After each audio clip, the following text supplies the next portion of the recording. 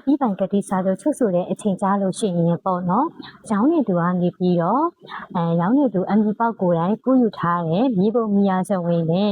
စာရွက်စာတမ်းပေါ့နော်။ခရံမူရင်းတွေပြီးတော့အခွန်ပြေစာမူရင်းတွေဓာတ်တွေကိုလည်း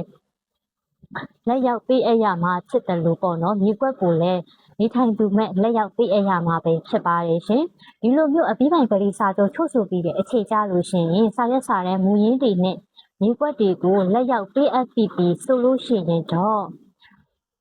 ဝယ်တဲ့သူကနေပြီးတော့ဒီကာလတန်ဖိုးစစ်စစ်ရေးအဖွဲ့ကိုပေါ့နော်အခွန်စခန်းဆောင်ရန်အတွက်ရာဖြတ်ဆိုတဲ့ကျမတို့ဌာနကိုတင်ရမှာလေဖြစ်ပါလေရှင်ဒီလိုမျိုးတင်တဲ့အချိန်မှာရောင်းနေသူရဲ့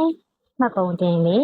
အိမ်နောက်စုစိတ်ရင်မူရင်းတွေလိုအပ်တယ်လို့ဝယ်တဲ့သူရဲ့မှတ်ပုံတင်လေအိမ်နောက်စုစိတ်ရင်မူရင်းတွေလည်းလိုအပ်ပါတယ်ရှင်ပေါ့နော်ရောင်းနေသူကလည်းမိမိရဲ့ကြောင်းနဲ့ပေါ့ရောင်းနေကိုဆောင်းဆောင်ပြီးဆောင်းဆောင်ရအောင်ခဏလေးဒီအဲ့ဒါကိုလည်းလိုက်ပါဆောင်ပြီးပြီးတော့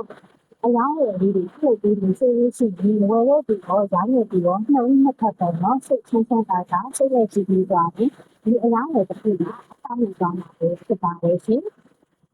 ဒါကြောင့်ဗယံမြေကိုဝယ်ရတဲ့အချိန်မှာဆရာသေးစာသိတာမဖြစ်နိုင်လေ